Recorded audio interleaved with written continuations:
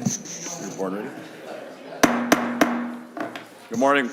We're going to call the Senate Environmental Natural Resource Finance Committee to order. The day is Tuesday, March 29th, 2022.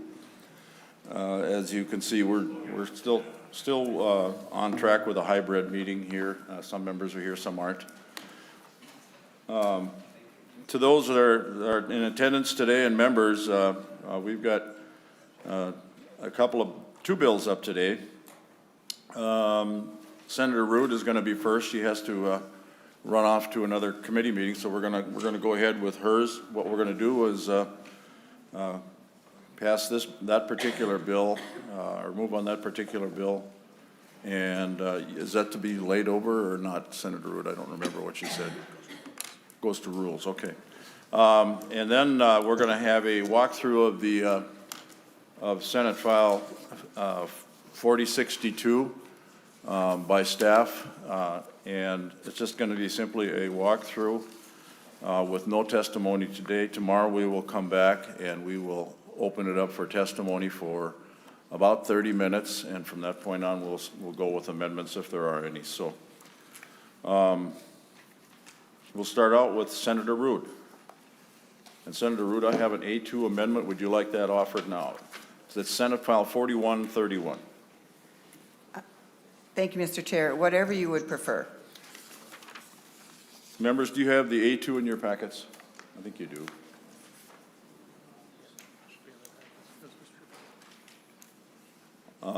I offer the A2 amendment to Senate File 4131. All in favor, say aye. Aye. Aye. Opposed, same sign. Okay, the amendment is to your bill. Senator Ruud. Maybe we should have an explanation before we move forward on the amendment. So, Mr. Stanley.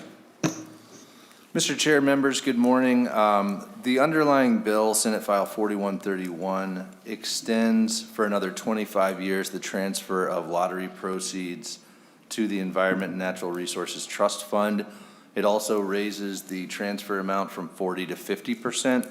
What the A2 amendment would do is allocate the remaining 50% of proceeds from the state-run lottery to a new water improvement fund. The water improvement fund's uses are described on lines 7 through 9, and essentially this money would be set aside to be appropriated by law for the purpose of constructing, repairing, improving public water systems and related facilities. And it would also go through 2050, just like the transfer that's being extended under the underlying bill. If you will look towards the bottom of the A2 amendment on page 1, you'll see that there's also a new statute. This is in the Public Facilities Authority statutes.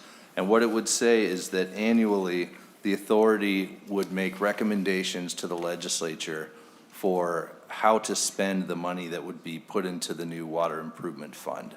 And then the legislature would act on that, would appropriate the money out of that fund. Members, any questions?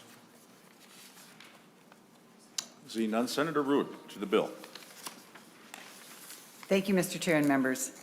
I'm really honored to be able to carry this legislation. The constitutional protection around the LCCMR funds will expire at the end of 2024. And this legislation would put the reauthorization question on the ballot in 2024. We think it's very important that we do that this year because, as you know, we'll have to have a campaign to inform the voters, and we'll have to show them what a great job we've done of spending that money in the last 25 years. And so I think it's important to do it this year.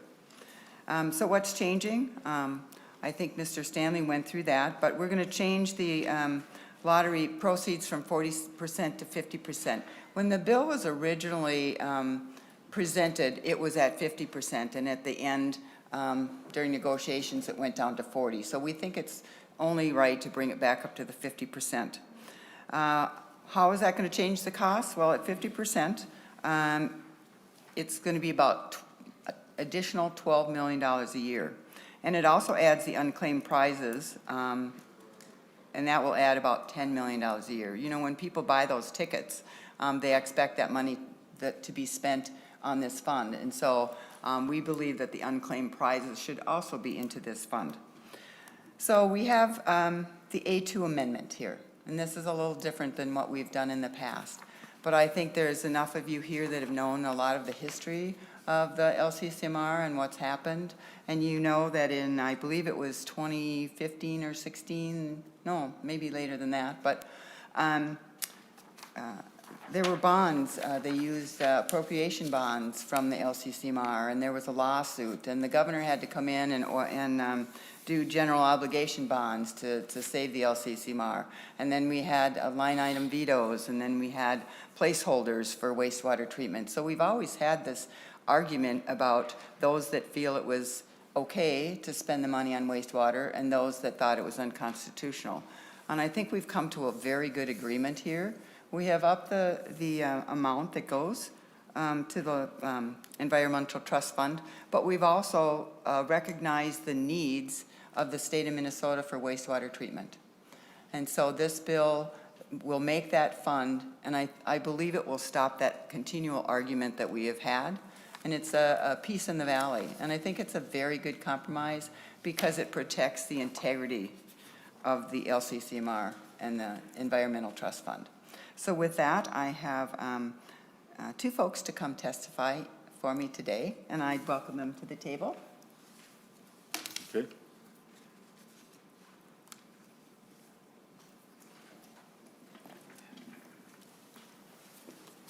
Who would like to start? Please I'd be happy to go identify, please first. identify yourself and go ahead. Thank you. Excellent. Thank you, Chair and members of the committee, for having me to speak today. My name is Brad Gausman. I'm the Executive Director of the Minnesota Conservation Federation.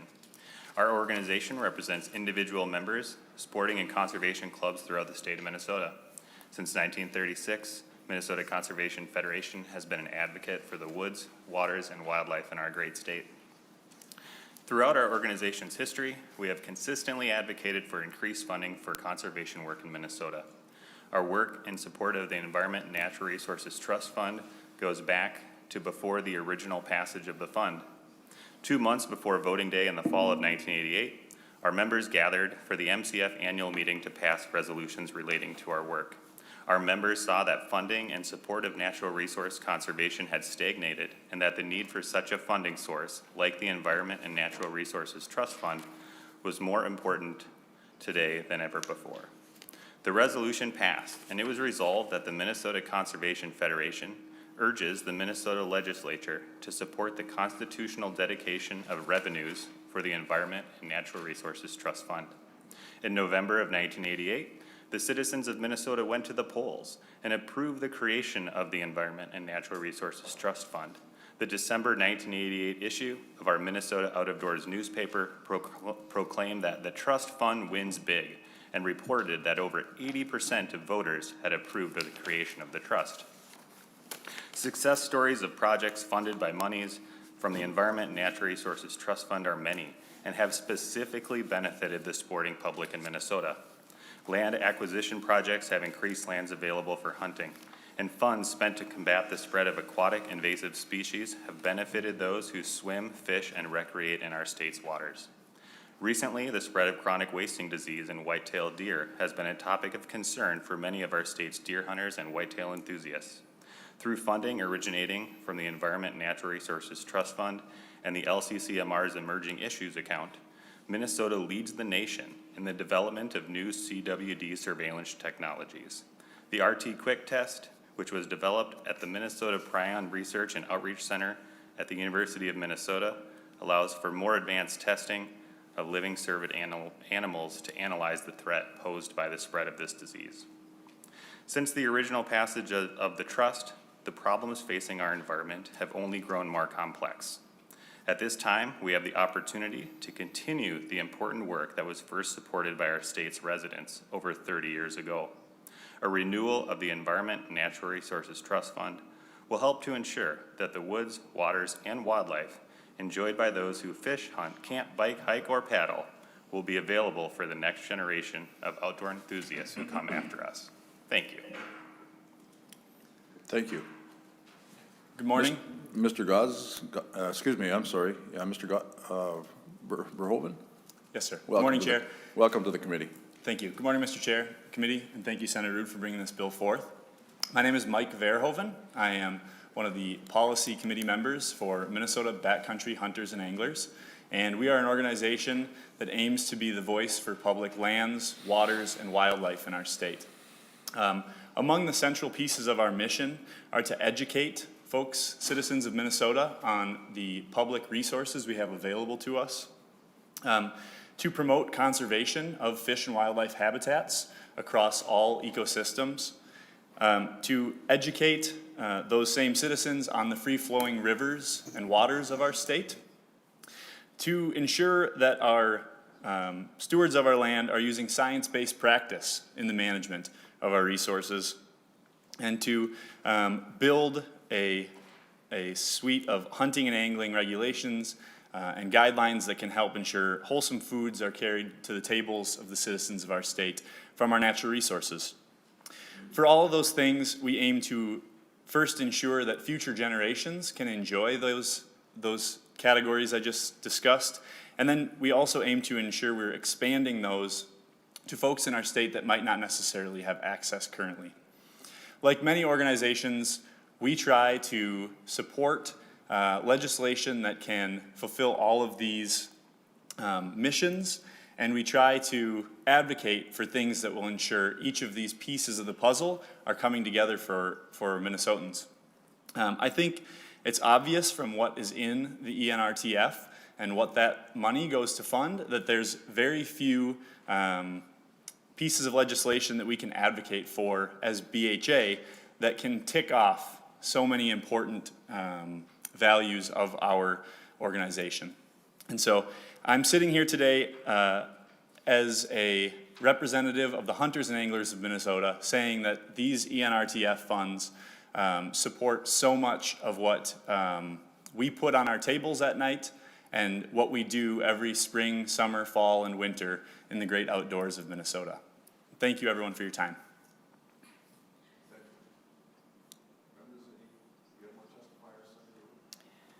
No, Senator Ingebrigtsen, I do not.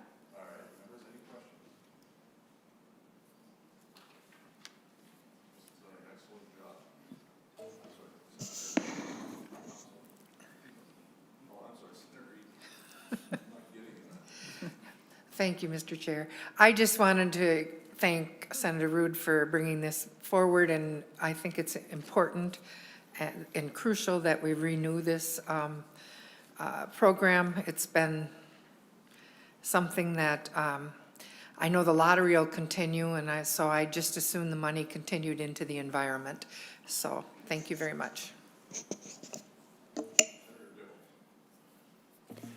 Thank you, Mr. Chair. I echo my colleague, Senator Eaton. Thank you, Senator Ruud. Also, thank you for trying to solve the tension that we've had around using these funds for water issues. So I think that freeing up some dollars that wouldn't otherwise compete for other purposes is a good solution. So thank you. Any further questions, members? Well, Senator Ruud, this is a big venture. It's going to be fun to see how this fares out. I appreciate you carrying the bill for this, and I, like a lot of people in Minnesota, I think really look forward to upping this and continuing with the environment dedication that all of Minnesotans have voted for time and again. And Senator Dibble mentioned the wastewater treatment issue that you've worked so hard on and argued and fought about. I'm not sure who with, but nevertheless. Just about everyone, Mr. Chair. Nevertheless, I think this is certainly a good compromise, and because these wastewater things are getting to be a real issue statewide, and wherever we can come up with some funds to make sure that this gets taken care of, and this stuff does not get into our waters, because it's so much easier to protect it than it is to bring it back. So, members, any further questions at all? Mr. Chair, if I may. Yes, you may. This is a really important bill for the state of Minnesota, and I'd really like to take credit for it, but I can't. There are so many people that have worked diligently behind the scenes to put this together, to make sure it's done right. and I would be amiss to start naming them all, because they're all very heartfelt from all walks of life. And so I just want to really thank them. And then, of course, you can't talk about this bill without thanking Bob Lassard and his hard work. And so, but I really want to thank everyone who has listened and worked hard to come with good solutions for this bill. And thank you, Chair, because I know that you have worked hard on the wastewater treatment, and it's very necessary, and I think this is a good solution. So with that, members, I really appreciate your support, and thank you to all the people that really worked hard to bring this forward. And thank you, Senator. And you also have the building trades in your packets, members. I think there's 2 different articles in there, 2 different documents in support of the bill. So Senator Ruud, to your bill. Would you like to move your bill? I would, sir, As amended. as amended. Senator Ruud moves Senate File 4131 as amended to be passed and re-referred to Rules Committee. Any further discussion? Seeing none, all in favor say aye. Aye. Aye. Both same sign. Thank you, Senator Ruud. Thank you, Mr. Off the Chair and rules. members. Thank you. Next up, folks, we're going to be, and members, we're going to be introducing the, doing the walkthrough of Senate File 4062. And what we're going to do is, as I explained earlier, we're going to do, have a staff walk through the bill, both the fiscal and the policy portions of the bill. It's rather extensive here, but with staff doing the presentation here generally doesn't take too long. And what we'll do then is come back tomorrow, and we're going to open it up for testimony. Be prepared for those that want to testify to contact staff, and we're going to try and limit it to 5 minutes, and I guess we're going to do that right now to see just exactly how many want to testify. Moving forward with the bill, members, you can tell by looking at the bill what kind of a target that I did have, which wasn't much, in the sense that one would wonder, with all the dollars that we have in the coffers, why not so much? Well, let's always all remember that this is not a budget year, and I think a lot of the other agencies, a lot of other committees are dealing with somewhat the same thing. There are some areas that are in dire need, that actually need the funding, but we were stressed and charged with a very low target, and there's some monies available, as you know, in different areas of the budget that staff will talk about as we go through the bill. But just understand, that's what I was faced with, and there was an awful lot of bills that came forward that are good bills and need funding, but nevertheless, we just didn't have it, or at least not at this point. So, and I'll say not at least this point by leaving it kind of open. So with that, Mr. Mueller, you'll start out with the appropriations portion with Article 1. Yeah. Mr. Chair and members, first I'll quickly go through the spreadsheet that should have been part of your packet. It's just a simple 2-page spreadsheet. It shows the target, that general fund target that the chair is talking about, the amount of net spending. The general fund target is 1.47 million in fiscal year 23, and it's 490,000 per year afterwards. And that's the general fund target. Back to the first page, I'll quickly go through the PCA appropriations. The first one is the Lake Town Township wastewater system design. That's Senate File 3834 from Senator Coleman, and that's 86,000 out of the environmental fund. The next item is continuing on to add to the SCORE grants, 700,000 per year. That is out of the environmental fund. The next one there's 2 items that were part of last year's budget bill that did not were not enacted that are on this bill again. The whole effluent toxicity rulemaking, or WET. There's $671,000 to pay for that rulemaking, and there's some policy language later for that. The next one is the mattress recycling program, which is also language in the bill, and this was in last year's budget bill. And this was to pay for partial, almost 1 FTE at the PCA for overseeing this program. The next item is a air permit study that was part of Senate File 639. It was in that bill that we heard last week, and it's $50,000 of the environmental fund for that study. The next item is an appropriation, it's from Senate File 3509, Senator Icorn. Originally, this bill it was for the Section 404 permit study. Originally, this bill had this appropriation going to Bowser, but this proposal has it going to the EQB.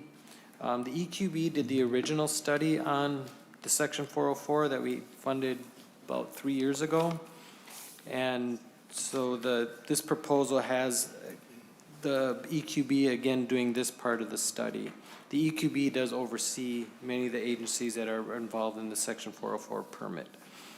The last item, direct appropriation here for PCA, is the Lake of the Woods County School Cleanup. This is a late introduction from Senator Utke, Senate File 4276.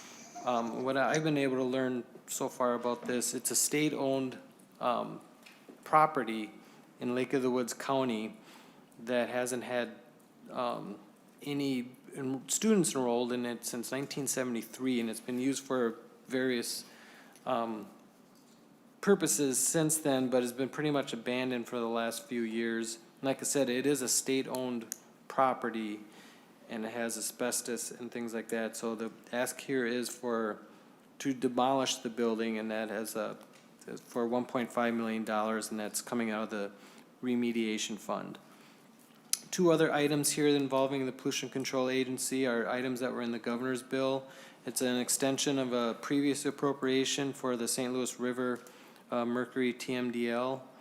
And the $50,000 cost there is just really the cost of carrying forward a fiscal year 22 appropriation.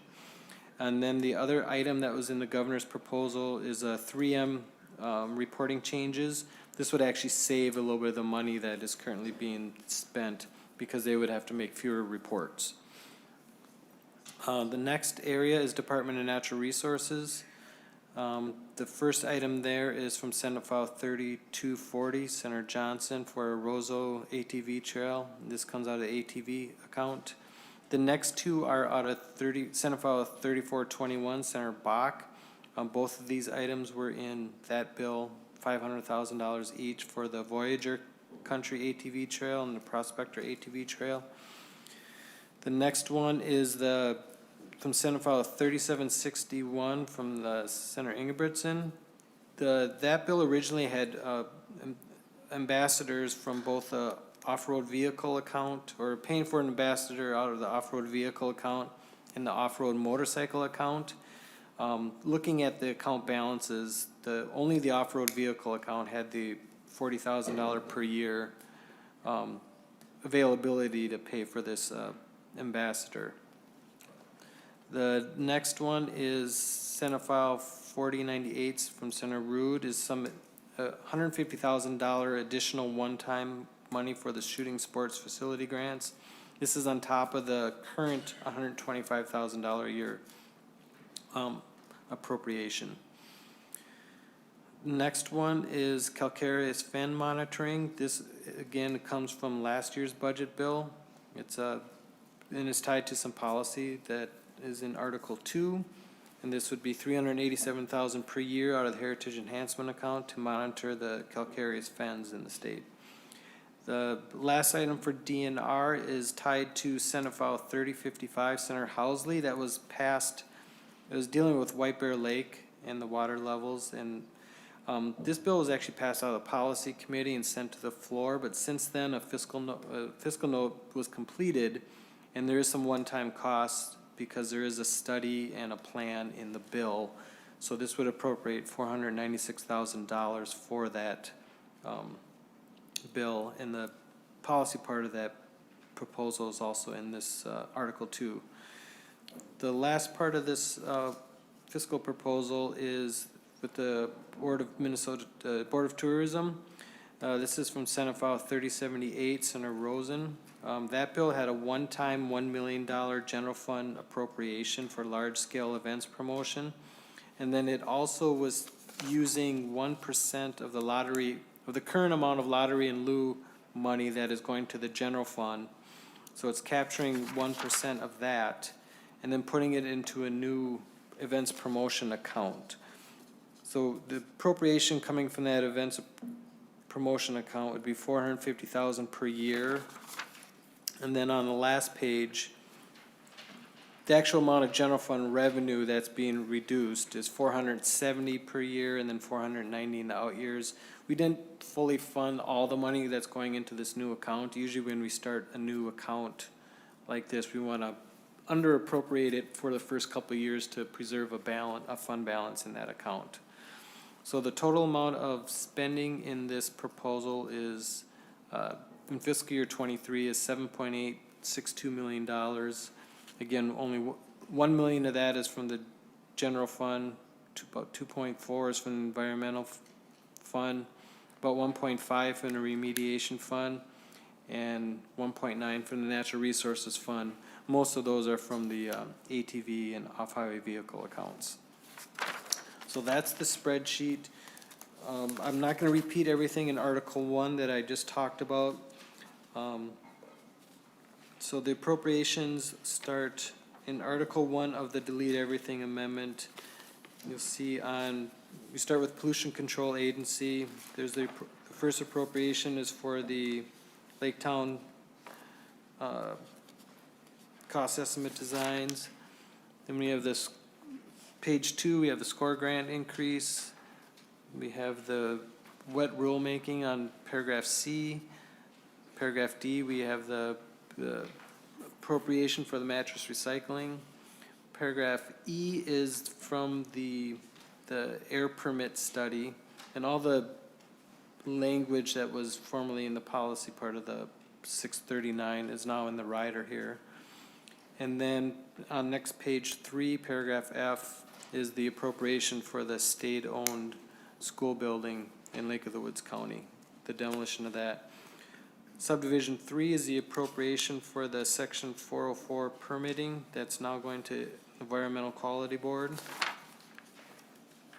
Next, page 4 is the appropriations for DNR.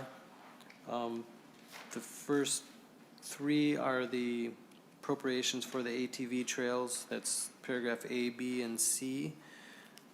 Paragraph D is the $40,000 per year, and that'll be ongoing for the ambassador program from Senator Ingebrigtsen. Paragraph E is the additional amount of money going for the shooting sports facility grants. Paragraph F is the monitoring the calcareous fens. And then paragraph G is the one-time appropriation dealing with the White Bear Lake. Section 4 is the appropriation for Explorer Minnesota Tourism. That was part of Senate File 3738, Senator Rosen. Section 5 was out of the governor's budget bill, and the new language on that is on page 9, and that is the extension of the appropriation for the St. Louis River Mercury TMDL. And that is it for Article 1 in the appropriations.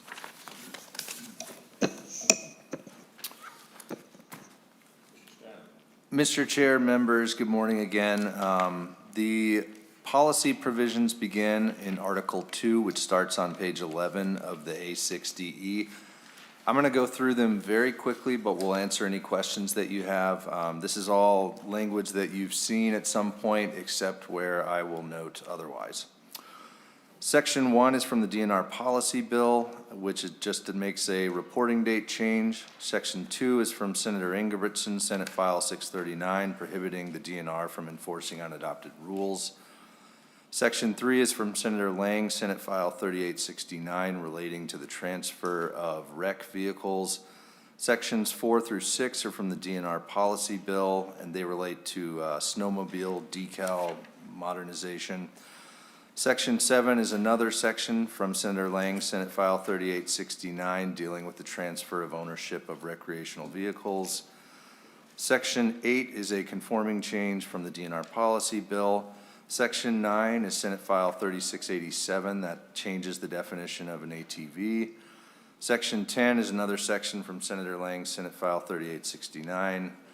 Sections 11 through 13 are from the DNR Policy Bill. This deals with the loose line connection, the power of DNR to adopt reservation system policies, as well as the timber payment deadline modification.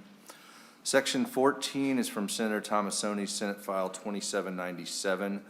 This dealt with the environmental review of metallic minerals mining projects. It has been changed since the bill was heard in committee. As you'll recall, the bill, as heard, would have required DNR to operate a dashboard related to these projects and to oversee a coordinated planning process that incorporated environmental review documents and processes. The fiscal note identified some fairly large costs for those, and so the only part of the bill that is included in this DE now is a requirement for the RGU that oversees a given project to report to the appropriate legislative committees if it can't meet certain environmental review timelines. Section 15 is from Senator Ruud, Senate File 14. This is one of several minnow importation sections. Sections 16 through 23 are from the DNR Policy Bill, dealing with changing the definition of an unloaded firearm, expanding the walk-in access program to cover other purposes, WMA access by persons with disabilities, leaving deer stands in WMAs overnight in the northern part of the state, what documents suffice to demonstrate residency for game and fish purposes, and the section dealing with the elimination of the shotgun zone, another section requiring blaze, orange, or pink for ground blinds during certain times of the year. Section 24 is from Senator Goggins, Senate File 271, prohibiting new antler point restrictions. Section 25 is from Senator Ingebrigtsen, Senate File 1543, requiring the relocation of nuisance bears. Section 26 is from Senator Eichhorn, Senate File 600, requiring an open season for wolves. This has been modified somewhat to reflect the fact that since this language was first introduced, the wolf has been relisted. So it now would require an annual open season only once the wolf is again delisted. Section 27 is from the DNR Policy Bill relating to deer and elk causing damage. Sections 28 and 30 are from Senator Ruud, Senate File 14, dealing with minnow importation. Between those two sections, Section 29 is a DNR policy provision relating to two-line angling.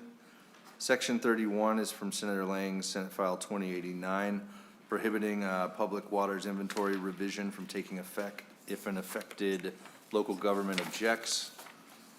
Section 32 is the first of several provisions from Senator Housley, Senate File 3055. This is the bill that attempts to address the issues created by the litigation related to water appropriations permits near White Bear Lake. Section 33 is from Senator Ingebrigtsen, Senate File 2358, requiring an explanation of denials of water appropriations permit where the reason for the denial is related to calcareous fens. Section 34 is a chair's initiative. This would allow a water appropriation of up to 4 million gallons per year from the Mount Simon Hinckley Aquifer to facilitate the growth of trees. So as you'll recall, prior to last year, there was a prohibition on issuance of water appropriations permits from this aquifer for most water appropriations applicants, but it only applied to the metro. Last year, this prohibition was extended to the entire aquifer, and what this proposal would do is create a limited exception to that expanded prohibition just for the cases I described. Sections 35 and 36 are from Senator House, Senate File 622, relating to well interference and water appropriations changes, groundwater management changes. Section 37 is another White Bear Lake section from Senate File 3055. Sections 38 and 39 are also from Senator Howe's well interference and groundwater management bill. Sections 40 and 41 are more sections related to the White Bear Lake litigation. Section 42 is the final section from Senator Howe, Senate File 622. Section 43 is from Senator Ingebrigtsen, Senate File 639, relating to PCA water fees. Section 44 is from the same bill, extending regulatory certainty that was given to municipal wastewater permittees a few years ago, extending that to industrial permittees. Section 45 is from Senator Rarick's Senate File 2642. This was heard just the other day. It involves the use of SSTS pipes that have repaired drain holes. Once had a drainage hole and it's since been repaired. Sections 46 through 48 are from Senate File 639 and prohibit the PCA from raising fees without legislative approval. Sections 49 through 52 are revised language from Senator Howe's Senate File 1392 relating to what's now called chemical plastic recycling.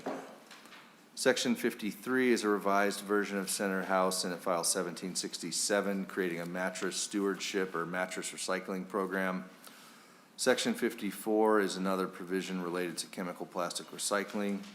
Section 55 is from the Governor's Senate File 4062. It changes the frequency with which the 3M account reporting is required. Section 57 is also from Senate File 639, and it modifies the PCA's permitting efficiency reporting requirements. Section 58 is from the same bill and is similar to the section that I talked about at the very beginning that prohibits the PCA from enforcing unadopted rules. Sections 59 and 60 prohibit suing to prevent water appropriations permits near White Bear Lake. Section 61 is from Senate File 639. This is the language that requires EAW petitioners to reside in the county where a proposed action is being considered or in an adjoining county. Section 62 is from Senator Rosen, Senate File 3738, creating a events promotion account in the Natural Resources Fund. Sections 63 and 64 are from Senator Eichhorn, Senate File 3899, modifying the duties of the School Trust Lands Director.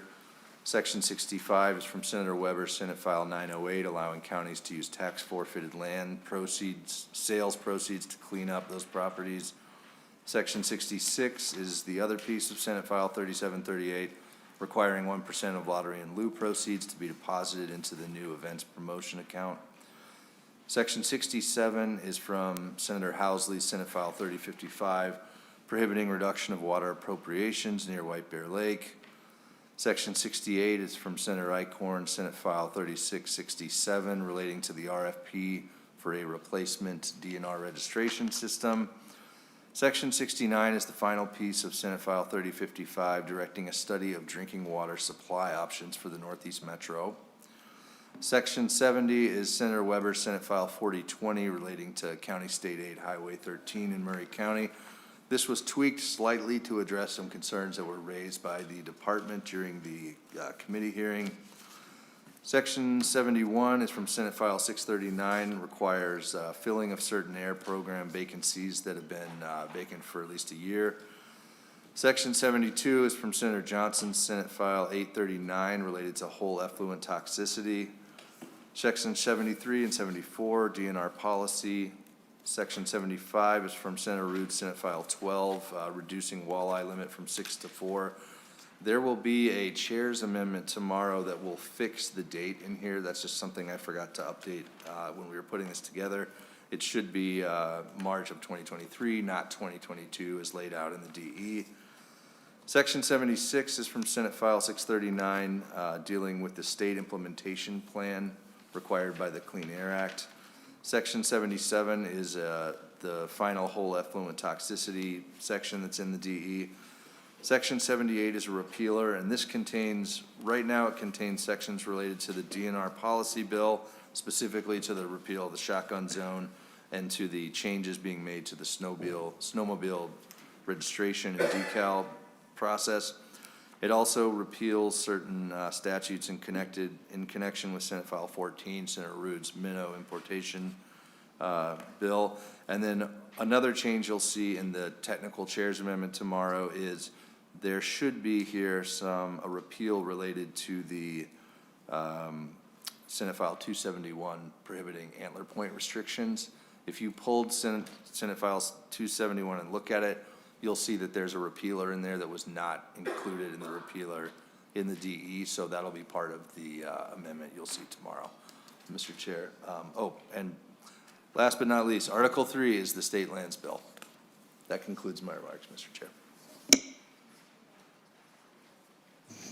Thank you, Mr. Stanley and Mr. Mueller, for the quick run-through. Lands bill is attached here. I think that's pretty straightforward. That's something that we do every year. It just happens to be, right now, at least included in this bill. So I think at this point in time, what I'll do is open it up for member questions. And hopefully we can answer those questions or concerns and before tomorrow when we get together. So we'll open it up for member discussion.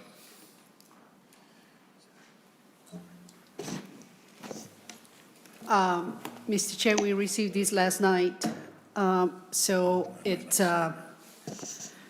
we will have a lot of discussion tomorrow, but we need to read it. So Sure. we will have our comments tomorrow. We just got that, so we just got this last night. I don't know if members had a chance to have sufficient time to give you feedback. At least I don't. Thank you for that. And as you know, and it's been repeated time and again here, I think in the presentation, Senator, that a lot of this was last year as well. So yes, I understand that. Senator Dibble. Thank you, Mr. Chair. You just answered one of my questions. I was remembering some of these from last year, but not this year. So we were, as a committee, actually preparing to talk about how amazing the governor's proposal is when it was going to be presented today. It sounds like, Mr. Chair, can you confirm we're not going to hear the governor's proposal, that this delete everything is the full substance of what is going to be presented for public hearing and discussion, and we're simply quashing the governor's proposal and not going to hear any of his ideas? That's correct. And the agencies tomorrow, as I said earlier, will have an opportunity to talk about that, which is pretty normal, to give them the discussion. Great. Thank you. Members, any other questions?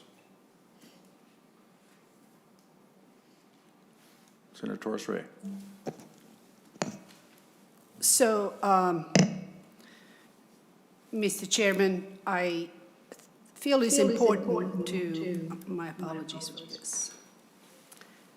I think it's very important for us to recognize today that the process of the committee is not normal, like you describe it. Which is that this is pretty normal. In my book, this is not very normal. We had an agenda posted yesterday that gave members an opportunity to review the governor's proposal. So we took the time, and we took that seriously. We took your agenda, the agenda that you posted, seriously. So we got together last night and went over that, trying to figure out what are some of the items that our caucus values, that the Senate should move forward. How can we work with a majority to propose something that you may agree to? What could be a good conversation in the Senate that could create a partnership with the governor's office, the House, and the Senate? So we took the time to do that because we take this work very seriously. So this morning, you have decided that you're going to take that agenda out and just bring something different. You bring your bill that we haven't seen. So I just want to take the public, I want to make sure that the public knows that this is what is happening. So we're given an opportunity to have a discussion about policy and presentations that will allow the state of Minnesota, the House, the Senate, and the governor to work together to bring their best ideas forward on behalf of the state of Minnesota. But the Senate is just simply not serious about it. The Senate majority is not serious about the work that they propose to do. So I want the public to be aware of what is happening and why, many times they say, well, why didn't you say anything? We were confused. We don't know what happened. Well, you are confused and you don't know what happened because things are changed overnight by the Senate majority, and so we don't have a chance to really have a decent, good, serious conversation about policy. And environmental policy is very important to most Minnesotans. And I wanted to make clear to the public that we want to take this job very seriously, but the process that we're engaging in with the Senate majority is simply not serious enough. So thank you, Mr. Chair. Thank you, Senator, for that. And just to react to some of the comments, just so you know that the lead-all amendment came in yesterday at 6 p.m. and was sent back. It was sent out to you and all the rest of the members at 6:05. So there was no dragging feet or any pausing of that. It is what it is, and we weren't able to get it out any quicker than that. And that's the purpose of having this meeting, is to go through the bill that, incidentally, in fact, all the bills that you have before you here have had discussions, whether it be in Senator Ruud's committee or this committee. They all come together under one bill, as you know, is pretty normal.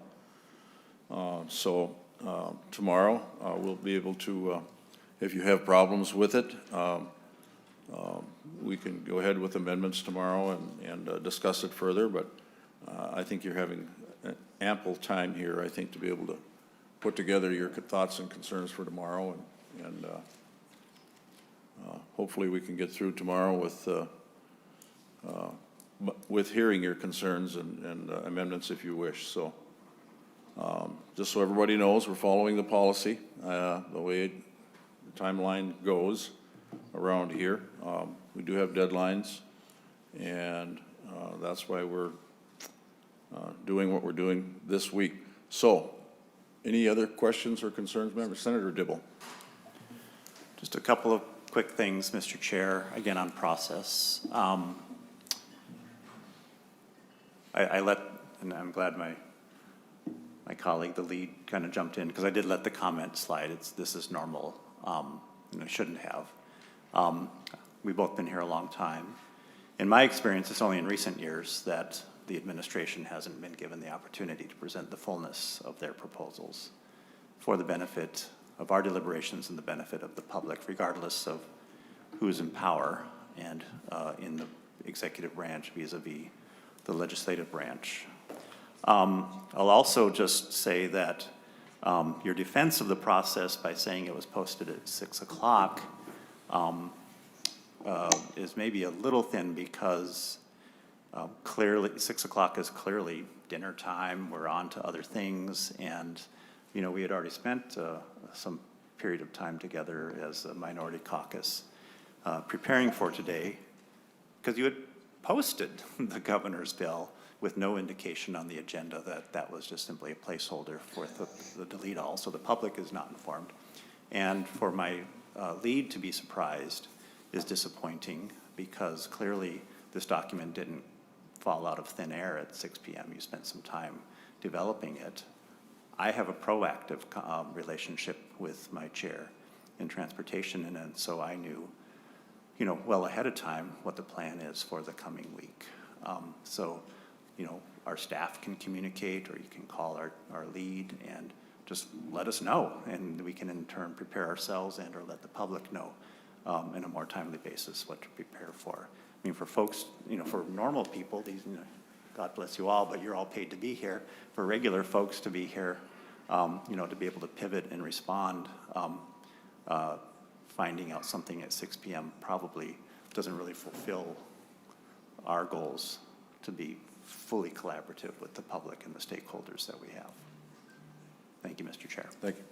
Thank you for your comments, and I think the normal people out here can go through these bills as quick as anybody. In fact, they know it inside out, and you know that as well as I do, but just out of respect out of your comments, we did have the agencies in, as you well know, the beginning of the session, and they did present the governor's proposal, and we did go through that. And there was some pretty huge asks there financially, and some of them are going to be directed towards the bonding committee, I'm sure. I know they have a very significant amount of needs.